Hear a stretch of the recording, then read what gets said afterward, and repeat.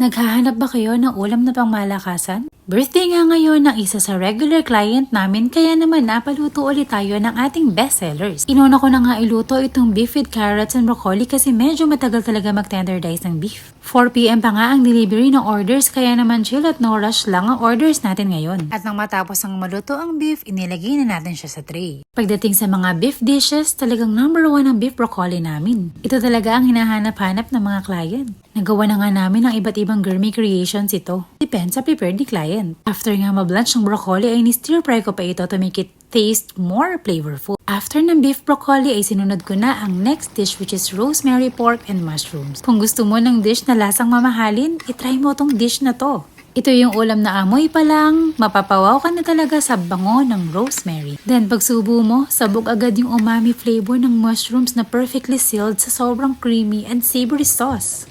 Hindi siya nakakaumay kasi well-balanced yung richness. Tapos yung pork, sobrang tender and juicy na kapit talaga yung flavor. Pagkatapos ng maluto ng dish na to ay nagpainit agad ako ng mantika at nagprito sa isa sa pinaka-bestseller ng Gicos, ang Gicos Lechon Kawali.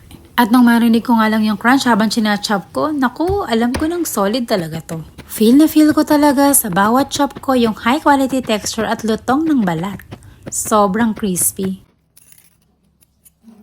At habang hinihiwa ko siya, kitang-kita yung exceptionally juicy at malambot pa rin yung laman sa loob. Perfect combo talaga yung creaminess ng rosemary pork at yung pagkasosyal ng beef broccoli. Tapos isasabay mo pa itong bagong chop na lechon kawali na nagngangalit sa lutong. Look at that golden brown and super crisp na balat. Amoy pa lang, ulam na talaga. Paniguradong mapapa-extra rice ka talaga pag ito ang sumalubong sa'yo. And to complete our ultimate cravings, meron din tayong special signature na sausawan. Nagluto din pala kami ng chicken cordon bleu. Syempre, hindi talaga ito mawawala sa catering menu natin dahil laging bida ang dish na to. Sa katunayan nga, kapag gumagawa kami ng batch ng cordon bleu ay sinosolo niya ang isang buong chest freezer. Dahil sa sobrang pagka-intimate nito sa mga order. At eto na, ready to deliver na nga silang lahat. At kung gusto nyo rin makatikim at umorder ng mga quality foods from us, PM lang!